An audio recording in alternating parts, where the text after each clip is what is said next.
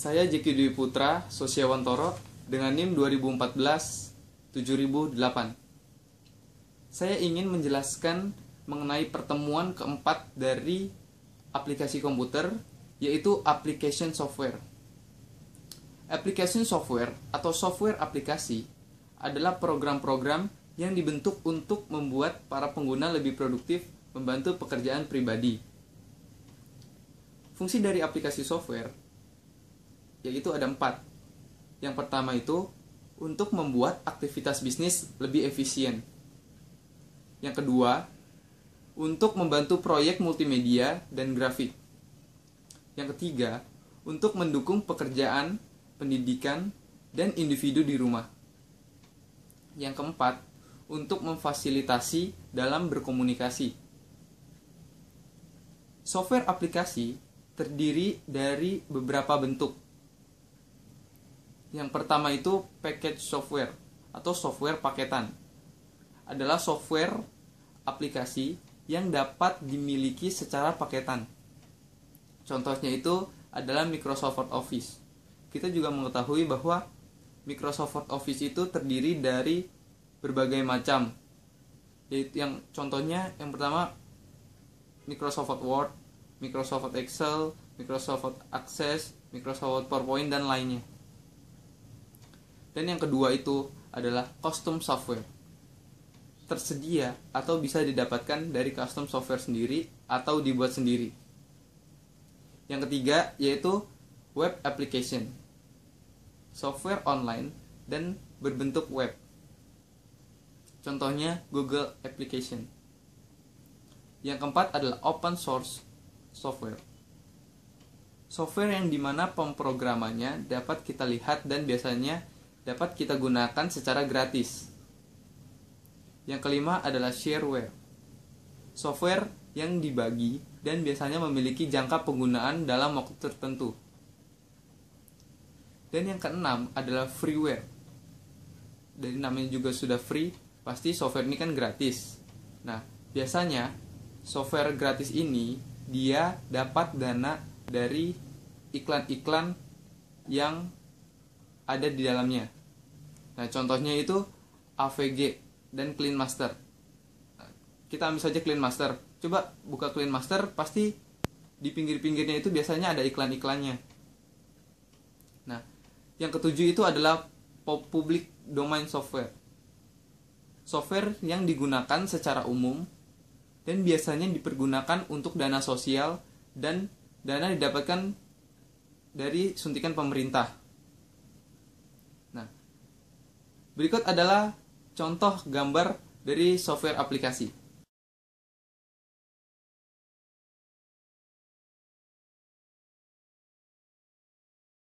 Empat kategori software aplikasi. Yang pertama yaitu business software. Dan yang kedua adalah graphic dan multimedia software.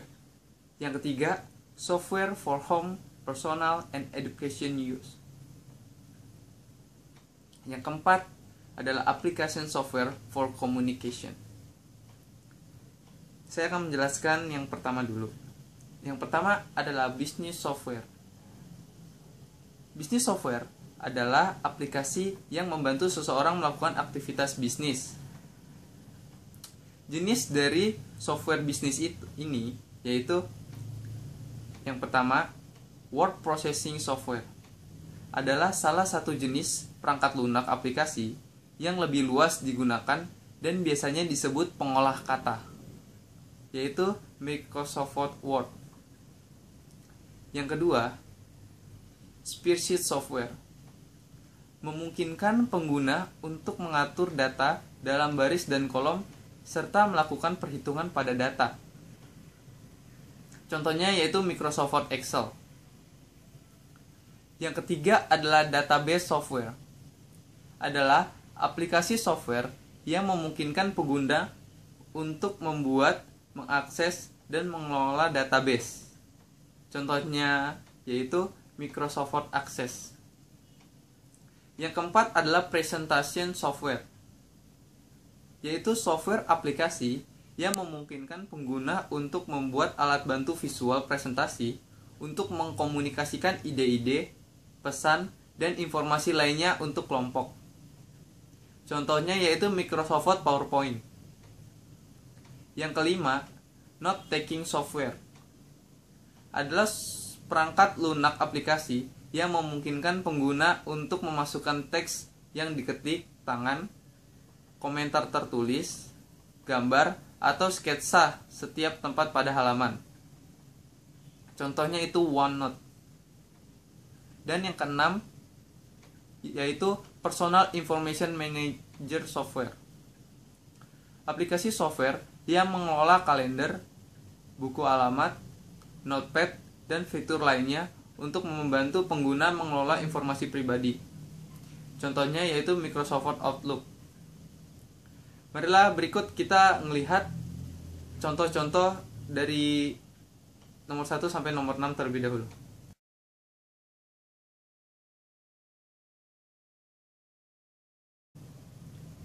Yang ketujuh adalah Business Software for Phone. Selain perangkat lunak PIM, berbagai macam bisnis dan perangkat lunak lainnya tersedia untuk ponsel dan perangkat seluler lainnya. Beberapa perangkat lunak telah dimuat di telepon, sementara program lain dapat didownload atau diakses pada kartu memori. Contohnya itu Pocket Slideshow. Yang kedelapan adalah Business Software Suite.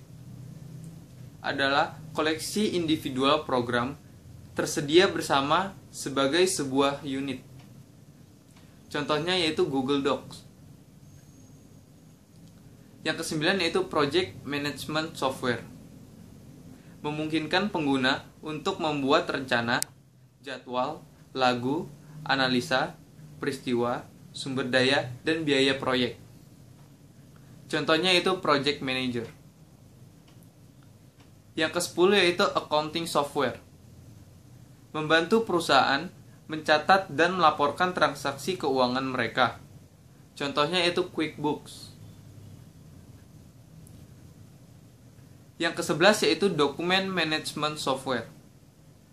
Menyediakan aplikasi untuk berbagi, mendistribusikan, dan mencari melalui dokumen dengan mengkonversi mereka ke format yang dapat dilihat oleh pengguna. Contohnya yaitu Acrobat dan PDF Soft Converter. Yang ke-12 yaitu Enterprise Computing Software. Adalah organisasi besar yang disebut sebagai suatu perusahaan membutuhkan solusi komputasi khusus karena ukuran dan distribusi geografis yang besar. Hampir setiap perusahaan memiliki unit fungsional sebagai berikut. Yang pertama, Human Resource Software. Yang kedua adalah Accounting Software. Yang ketiga, Energizing or Product Development Software. Yang keempat, Manufacturing Software. Yang kelima, Marketing Software. Yang keenam, Sales Software. Yang ketujuh, Distribution Software. Yang kedelapan, Customer Software. Dan yang terakhir ke-9 yaitu Information Technology. Berikut adalah lanjutan dari contoh gambar dari nomor 7 sampai nomor 12.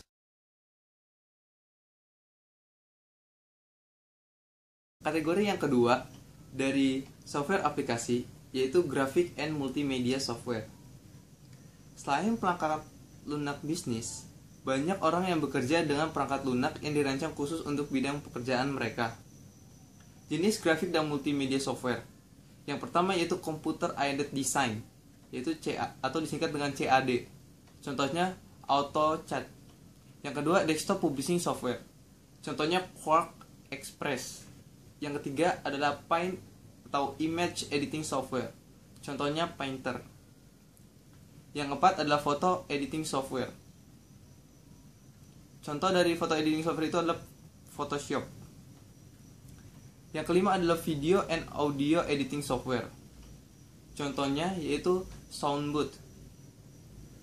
Yang keenam yaitu Multimedia Authoring Software. Contohnya Director. Dan yang terakhir, yang ketujuh yaitu Web Page Authoring. Contohnya itu Flash. Berikut adalah gambar dari contoh-contohnya.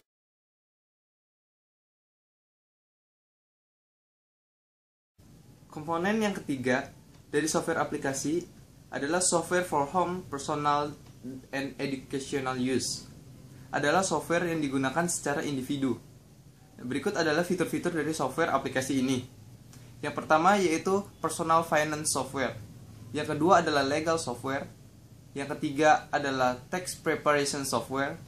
Yang keempat adalah desktop publishing software. Yang kelima adalah paint image editing software.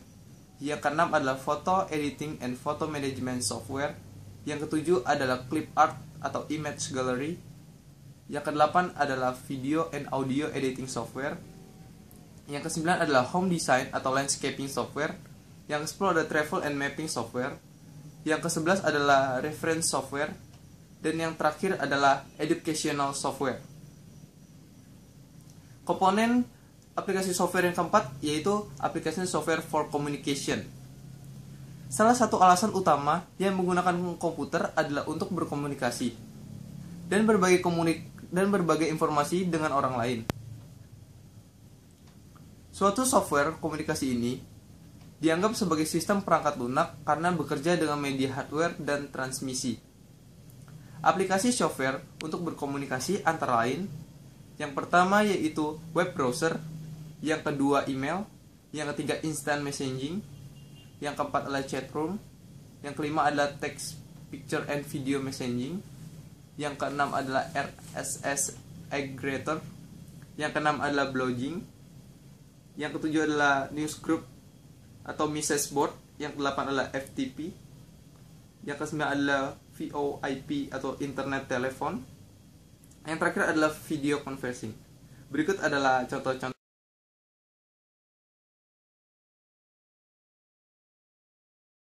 Selanjutnya saya akan menjelaskan mengenai web application.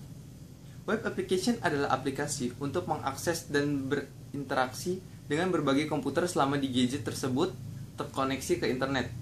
Beberapa contoh web aplikasi itu ada Britannia.com, Dictionary.com, Flickr, Gmail, Google Docs, Google Earth, Google Map, MSN NTRK, Photoshop Express, Picnic, Text, Act Online, TurboTax Online, Windows Live Calendar, Windows Live Hotmail, dan YouSendIt. Berikut adalah contoh.